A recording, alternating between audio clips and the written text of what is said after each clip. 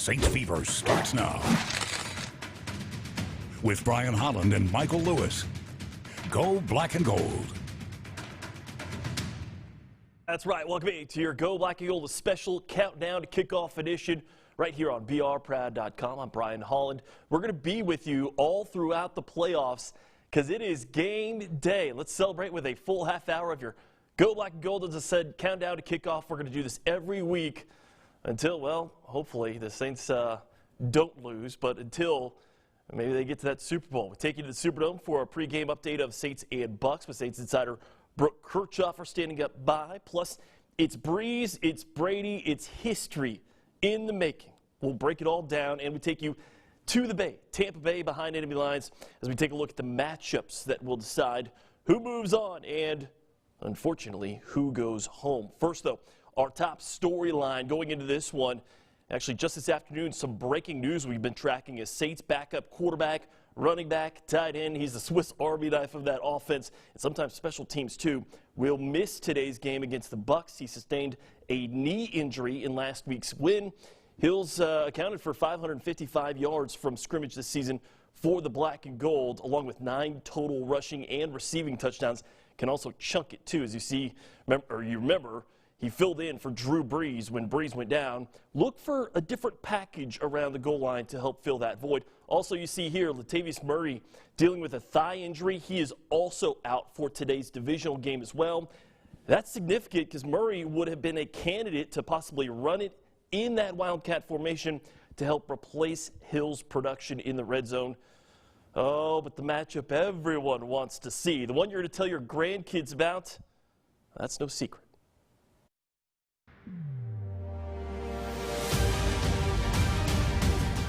I'd be lying to you if I said it didn't mean, a little bit more. We played against each other in college, for goodness sakes, 1999. I'm sure there's some guys on our team that weren't born. But, yeah, nothing but respect for him. Obviously, they got a great team. The minute that he signed with the Bucs and came in the division, you felt like that was going to be a team to contend with. That was going to be a team that had playoff aspirations and beyond, just like us. So I guess it was inevitable. Oh, but before we dive into that matchup, let's catch you up on last week's win. The best highlight of the night, I thought it was Sean Payton getting slimed there after the Nickelodeon simulcast. Look, it wasn't always pretty, as you see right here, but the Who-Dat getting it done and advancing with a 21-9 win there in the Superdome over the Bears. In the second half, we were able to put 3 drives together that really took up most of the second half. We get still photos of each drive, and when you get those, they're like a little booklet, and I can tell when we've had a long drive when that's pretty thick. So those first 2 scoring drives were important. The third drive that resulted in a play down at the 1-yard line, it kind of really swayed the time of possession. There were a number of things that we're going to clean up or have to clean up, and yet the third down numbers weren't poor.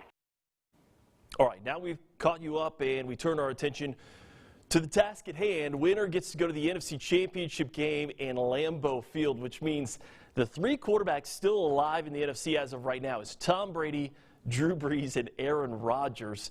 Team coverage down there at the Superdome getting us ready for kickoff of this one, though, with Saints insider Brooke Kirchhoff. Brooke? Hey, Brian, we finally have made it to game day, and this afternoon in New Orleans, it is rocking as Who-Dat Nation gets set for Brady versus Brees round 3. But on the minds of Bruce Arians and Tampa Bay's offense is turnovers. That has crippled Tampa Bay's offense when playing against the Saints, and they are keeping that at the forefront as they enter the Dome. In Week 1 and Week 9, they turned the ball over 3 times in each game. No other team this season has forced that many turnovers against the Bucs. Marcus Williams spoke this week about how they've had success there this season. Takeaways are a major part in every game. Being able to take the ball away, being able to disrupt the passer, that's all complimentary, and that helps you all around. So being able to rush the passer helps us in the back end, take the ball away. Reporting from New Orleans, I'm Brooke Kirchhoff. Back to you. All right, Brooke, we're going to get your key to the game here a little bit later in our team coverage right here in your Go Black and Gold. Thanks for joining us in your countdown to kickoff. By the way, Brooke, did you know the key to winning against Tom Brady, you got to put him in bad spots, as with really any quarterback. He throws an interception, or when he does, the Bucs are a sub-500 team this season. The losses, well, the Saints twice, They did that really well in the first two meetings of this, in the Rams and Chiefs. There, obviously, we know how good the Chiefs are. Tampa, 9-1 when Tom Brady doesn't throw a pick. That happened, well, the one exception, I should say, happened in October. Don't expect that to be recreated on the Superdome turf today. You got to get them in bad situations, and you got to get those interceptions for sure. All right, our matchup to watch here in this one, well, watch out record books. This matchup, this was on Tom Brady's social media earlier this week, making a little bit of a joke there as far as the Nickelodeon joke. The History Channel awaits, it says, for today's game. By the way, this is the first time in NFL history that will feature two 40-year-old quarterbacks in a playoff game. So take a look at this one. You're going to see a lot of ones and twos in the all-time parentheses category there on the right. That's because, well, these guys are just special. It's the oldest combined age of QBs, playoffs or regular season in NFL history, with a combined age, get this, 85 years and 169 days. Listen, he's 43. I turned 42 on Friday, so that's 85 years and a lot of football experience that's going to be on the field on Sunday. You know, listen, when Tom Brady signed with the Bucs, and I knew that he was coming to our division, I envisioned this game. So what was that, 9 months ago, 8 months ago? I envisioned this game happening because I knew our aspirations as a team to be in the playoffs and beyond, and I certainly knew what he was bringing to the Bucs and that talented roster. And so I think this is probably where we all envisioned being. By the way, it's also a matchup of the #1 and #2 all-time passers in the league in NFL history. Now, the last time that happened, #1 versus #2 in a playoff game, January 9th, 1999. That is Bill Romanowski. John Elway and Dan Marino, though, were the quarterbacks in this game. Also a divisional game. This one in the AFC. Obviously, the Broncos and Dolphins at Mile High. Mike Shanahan, Jimmy Johnson were the coaches on the sideline. The wind chill was 18 degrees, and yet with all of that firepower, only one touchdown was thrown that day. That by that man right there, Mr. John Elway.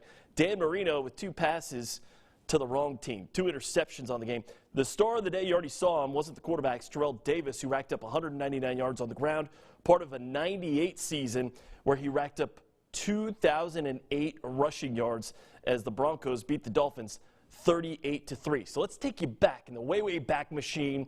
January 9th, 1999 was the date of that game. The movie releases that month of January during the NFL playoffs. Get this. She's All That, and one of my all-time favorites, Varsity Blues. The top songs back then, The Offspring's Pretty Fly for a White Guy. And oh, by the way, a Louisiana native, Britney Spears' first hit, Baby One More Time, was climbing the charts. Also, a couple new shows made their debut on TV. Who Wants to Be a Millionaire? Remember that one. And The Sopranos, an all-time great. One of BREES' former teammates weighed in on BREES versus Brady, and of course spoke earlier this week to our very own Brooke Kirchhoffer.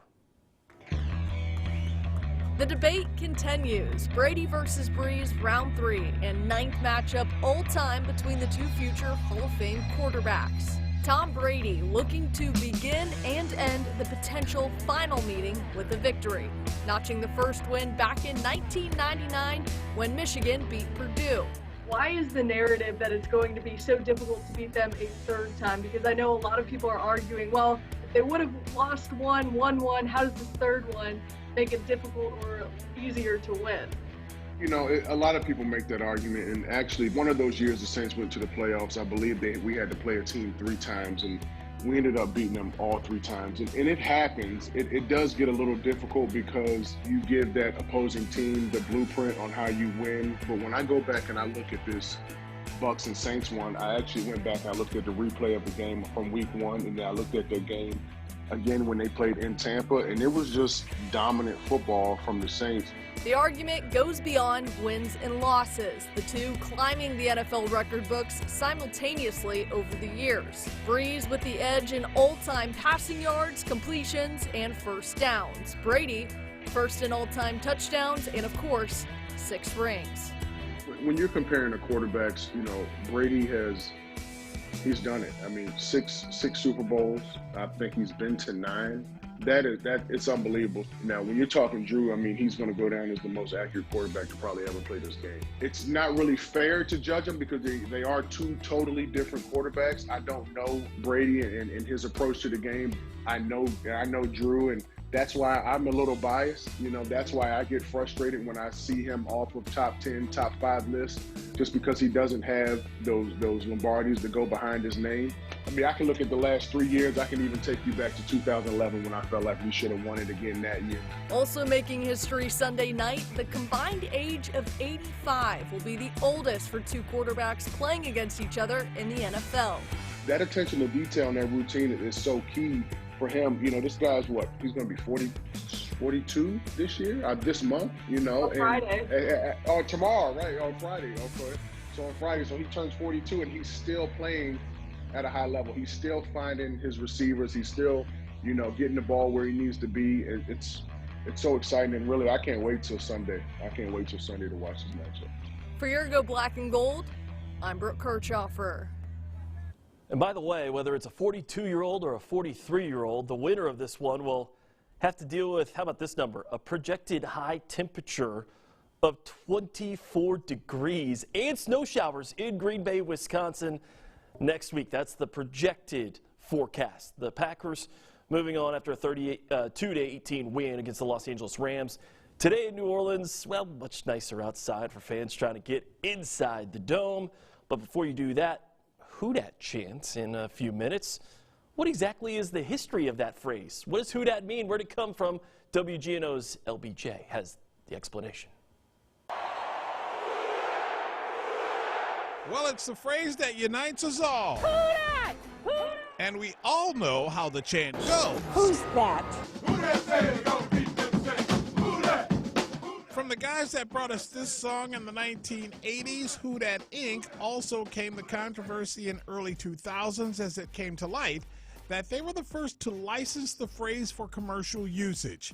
And it was a big dust-up with lawsuits because folks were using it. That's the magic of Who Dat, is it's fun to say. Who dat? Who dat?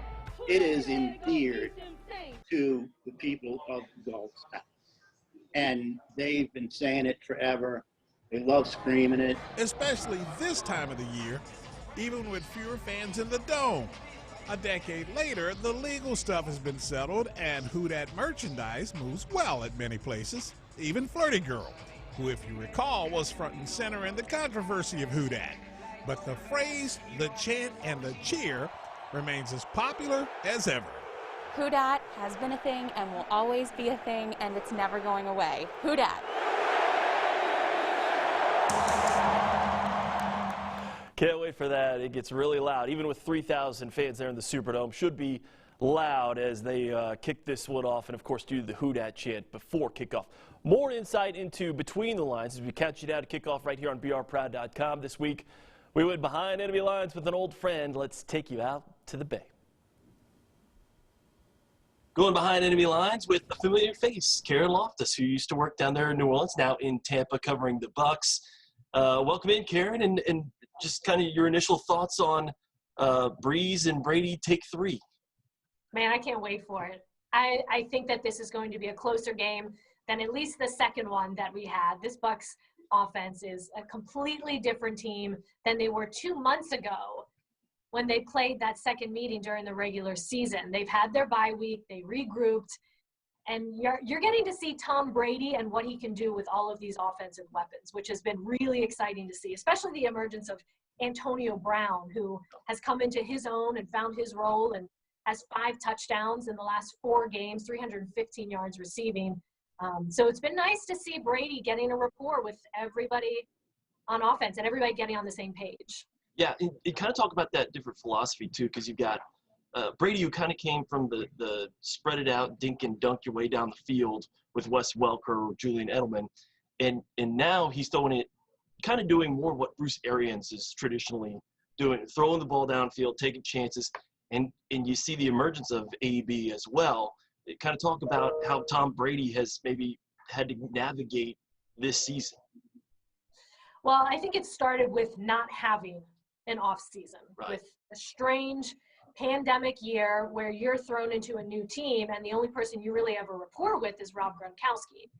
And then you're just learning on the fly and you're not working out your kinks through OTAs and mini camps. You're working it out and not through preseason games. You're working it out through the regular season. And we sort of saw that learning curve, if you will. And it's been neat to see Brady sort of air it out. You know, people wanted to talk about his arm strength, which, you know, they say plenty about Drew Brees too. But I found it really interesting. I actually interviewed his throwing coach, Tom House, and I said, you know, what are you seeing from Tom Brady out here? And this is at the peak of people saying he can't throw it deep, there's a disconnect, arm strength, blah, blah, blah. And he said, you know, aside from interceptions, wins, losses, he said, I'm not looking at that. I'm looking at pure mechanics. And he said, Tom Brady is executing as best as he ever has. He is throwing the ball the best he ever has. There's no drop off from what he saw. And I think you're seeing it now. He's, you know, he wasn't placing blame on other people, but he said, you think about it's everything. It's pass protection and it's receivers being on the same page. And now that all of that has come together, you're seeing him connect downfield. And especially with the emergence of Antonio Brown, we all knew what he was capable of, and now he's starting to feel comfortable. You talk about comfortable, the reports are I guess he still lives with Tom Brady. I mean, just kind of talk about that connection and how that's evolved this season. I think it's really neat to see, and Brady has spoken to it, and he says, you know, I had mentors in the league, and it's really important to have somebody take you under your wing who's a role model to you. And say what you want about Antonio Brown and off the field issues. If you have somebody like Tom Brady in your corner who's not only vouching for you, who's sticking up for you, and who's looking out for you and trying to show you the way and how to handle things and maybe learn from past mistakes, that can only be an incredible benefit for Antonio Brown. And you're seeing him with incredible production on the field. And you don't know if that's a direct correlation from being right there with Tom Brady and some of that greatness, you know, rubbing off on him. Yeah, it really, and you know this, when the Saints are at their best, obviously they've done really, really well on both the offensive and defensive lines. And it's come back down to, can you run the football when you need to, right? I mean, that's when they're truly great. They don't have to rely upon Drew Brees. But I found it interesting that the Bucs got an interesting piece back this week. Devin White, the former LSU Tiger, going to be back on the Superdome turf. And I'm sure with bones to pick, because the last two games obviously didn't go how the Bucs wanted it to. So can I talk about that matchup and what you see from this Bucs defense and really how they've gotten better throughout the season as well? Getting Devin White back, major. I don't think you can overstate the importance of that when you're going up against a team like the Saints. Leads the team in tackles, and he has 9 sacks. He's second on the team in sacks behind JPP, who has 9.5. Huge strides he's taken that year, from last year to this year. And in sacks, he only had 2.5 last year. But just his energy. I mean, he was fortunate that with COVID, he didn't have severe symptoms or anything. He said he felt fine. So he worked out at home, got some rest, and he said his first day back, I guess it was Wednesday, he said his legs felt really fresh. And if I'm the Saints, I'm worried about that. At this point in the season, if one of your best players, your best linebacker, aside from Levante David, is saying his legs feel fresh, buckle up, right? Seriously. So I think that's very encouraging. The team is over the top excited to have him back. So that's something that is going to be a big plus. And then the other thing we have to look at is the pass rush. And I think that's going to be a big point of emphasis for both teams.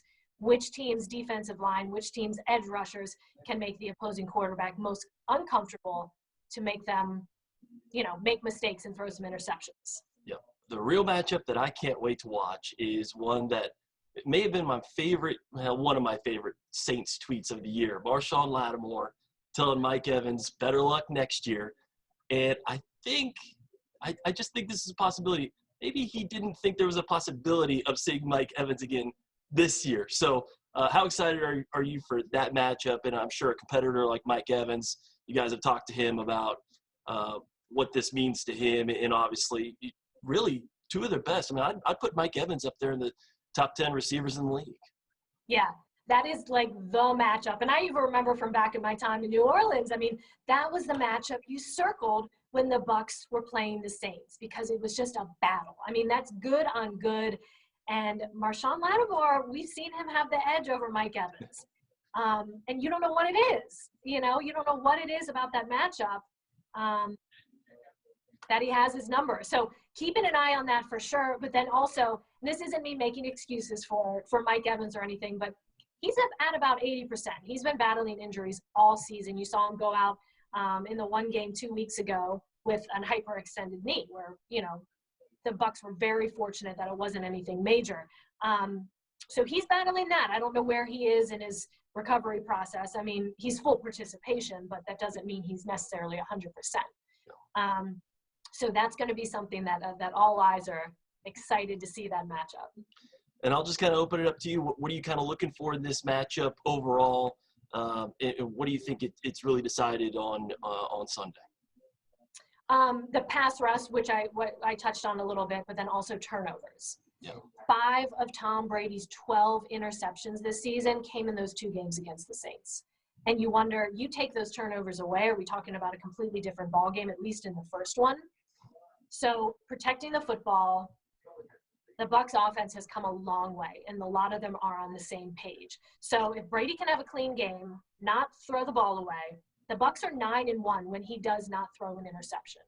And I mean, it's sort of common sense, and Brady sort of spoke to this yesterday. He said, if you keep the ball on offense, you have a chance to score. If you keep the ball out of the opponent's offense, you prevent them from scoring. So it sounds simple, but it really is going to be a major key to this game. Karen Loftus, thanks for joining us behind enemy lines right here on your Go Black and Gold. I want to thank her again for joining the show. How about this?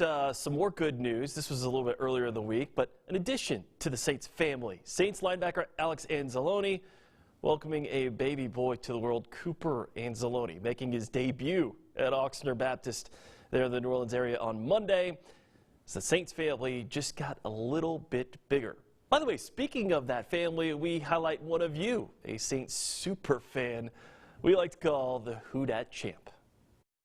We got to take care of our business this Sunday. What you going to do when the Who Dat Nation runs wild on you? Yulin Price, also known as Dat Champ, has been a fan of the New Orleans Saints for more than 21 years. He's faithfully dressed in this wrestling costume since 2009, decked out in knee pads, an oversized gold ring, and the New Orleans Saints heavyweight championship belt with Drew BREES' signature on the back. Never mind how cool the getup is, Price says his reason behind the costume is what matters most. A lot of kids look up to wrestlers, and so I figured, well, let me be a wrestler since that's what the kids know, and it's like being a role model to them. You always have someone who can be out there to help you out. Look for me, I can be there. While the kids he's there for most are his own. My daughter inspires her more than anything because she's out on the field when I'm on the field also. My son meets the players also when I get the chance to introduce him to the players. And it's like a dream come true because not everybody could do what I do. As far as this weekend's matchup, Dat Champ has a finishing move cooked up. People's elbow. You go up against the rope, you come back, you see the opponent, you give him a little face, and then you drop that elbow on him, the champion of the world. Okay, now back to the game and someone who will have a difference in the ball game. It is our weekly Breeze tracker. Look, Tom Brady has a lot of these career playoff records. One, because he's played on a lot of good New England teams, and they really haven't had to rely upon him in some of these years for a win. Breeze has had a much tougher road, but you can see here has meant more to his team than any other quarterback in NFL playoff history with a minimum of 5 starts, a lot of names that I grew up watching. Breeze, you got, of course, Kurt Warner, then Dan Fouts. I didn't get to see him, but I did get to see, how about that, Warren Moon, and then the young buck there at number 4, Patrick Mahomes. It should be noted that 6th on this list is Tom Brady, who is averaging 286 yards a game. He's not just another guy or another player on another team, but you have to play and design and look at closely strengths, weaknesses. You got to study a ton of film. You know, he's going to prepare just like we're going to prepare. You obviously have respect for the type of player he is and the type of team they've had season they've had this year, but you know, you're doing all the things you can to prepare for situational football, the early downs, the red zone, the third down. You know, you're not completely changing schedules or anything like that. All right, we are still about 14 minutes away from kickoff. We're breaking it all down right here. Your Go Black and Gold countdown to kickoff. Earlier we learned Taysom Hill and Latavius Murray out for the Black and Gold. Don't forget, and this was released earlier in the week, Patrick Robinson, their cornerback for the Saints, is out for this game as well. That's going to be tough with the Bucs and so many weapons. Some more news from earlier this week, and this was also mentioned. Linebacker Devin White, defensive lineman Steve McClendon, reinstated on Monday from the reserve COVID-19 list. Obviously, White being the headline there, the former LSU Tiger with 140 tackles on the season and 9 sacks. He is someone to watch. Also, how about this? Fellow LSU Tiger Leonard Fournette back on the Superdome as a Tampa Bay Buccaneer today. Remember, in high school, he never got to a state championship game, so he never got to play with St. Aug as a Purple Knight in high school for a state championship game there in the Dome. Obviously, he wasn't drafted by the Saints. He went to the Jacksonville Jaguars, where he never got to play a regular season game or playoff game against the Saints. Earlier this year, he finally got to play in his home city, but no fans were allowed. There will be some limited fans allowed this time around, so at least some of the Fournette family will be in attendance for this crucial matchup. I wish Clover wasn't here. I have my whole hood in the game. If that's the case. It's gonna be a dogfight. You know, they've been here before. Our first time together, so our first time being here. So you gotta come on A game and fight. Okay, still just about 12 minutes until, well, he won't get slimed again, but you see Sean Payton will be out there for kickoff. We are counting you down to kickoff here on brproud.com. Thanks for joining us. We're going to get our final keys, our final thoughts to the game. But look, you saw the sliming of Sean Payton. 2020 has been a different year, okay? The head coach has been different as well. Drawing up plays on Twitter in the offseason, got slimed after the win. He's busted out the gritty in the locker room after some important wins. What's most surprising about all of this is really the timing. We know Sean Payton, like many NFL head coaches, love to be in control. But in a year of COVID and contact tracing, well, Payton hasn't really gotten that. And he spoke earlier this week, I should say, about how he's handled some of those unknowns in this different 2020. Depending on what day of the week that you get me, I mean, it's not DEFCON 5, but there's a lot of different moving parts. BREES gave me a book called BREES. I don't know if that was a hint. I do feel like I do a better job, or we do a better job of spending more time on the things that we can control, because it's exhausting if you try to pay attention to every, Thank goodness we've somewhat turned that page into the new year, into 2021. It's your Go Black and Gold countdown to kickoff. We're just over 10 minutes away here from kickoff. We're live right here on brproud.com throughout the playoffs as the Saints make their run, hopefully, and Drew Brees gets to ride into the sunset. Remember, if you're in Baton Rouge, you can catch the game on Fox 44 here in just over 10 minutes. Now to our keys to the game and our very own Brooke Kirchhoffer down there at the Superdome. The two future Hall of Fame quarterbacks expected this moment to come all along as Drew Brees and the Saints and Tom Brady and the Buccaneers go head-to-head in the divisional round. Here's my 3 keys to the game. 1, get to Tom Brady. In Week 1 and Week 9, the Saints defensive line made their presence known, sacking Brady a combined 6 times and 15 total QB hits. The Bucs offensive line is far from Tampa Bay's strongest unit, also giving up 3 sacks in the wild card round. With Trey Hendrickson and Sheldon Rankins healthy and good to go, they could really make Brady's night a long one. 2, start fast. The Saints struggled with this Sunday against the Bears. With Bruce Arians' offense 3rd in the league in scoring average, New Orleans cannot afford to get behind.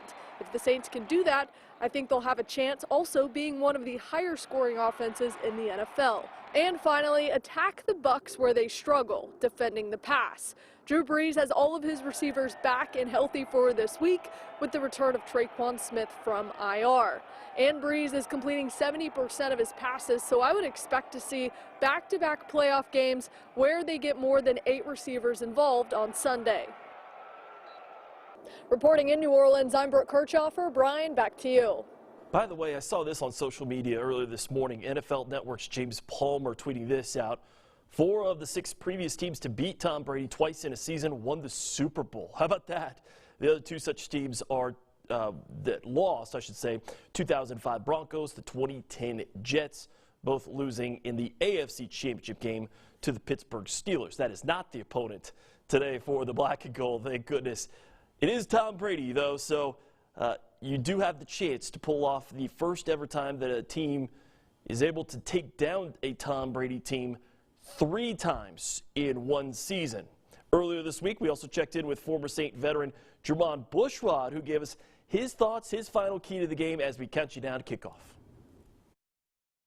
They got to get after Tom Brady. You know, I've watched enough of Tom to see when he's comfortable in the pocket, he would dice you up. And with the weapons that he has on the Tampa Bay Buccaneers and Evans, Godwin, you know, Gronkowski looks a lot better second half of the season. And now you got Antonio Brown and Fournette's playing all right. And the type of weapons that he has, if he can sit back there and have 3 to 4 seconds to throw that ball every time, you know, it can make for a much more difficult win for the Saints. But if you go back and look at the history of this year, they got after him in the first game. They really got after him in Tampa Bay. They got to continue that. The Saints have to continue to find a way to get after him. And I really believe that everything else will fall in line after you create that pressure on Tom. All right, that's it, and that's all. Thanks for joining us right here at your Go Black and Gold. Thanks to, of course, Karen Loftus, WFLA TV there in Tampa with our Behind Enemy Lines segment, as well as you saw right there, Jermon Bushrod, the former Saints offensive lineman. We're going to have him back in hopefully coming shows if the Saints keep advancing right here on BRProud.com, as well as our Superdome coverage there with Saints insider Brooke Kirchhoffer. I'm Brian Holland, and thanks for joining us as we go Black and Gold and counting you down to kickoff right here on BRProud.com.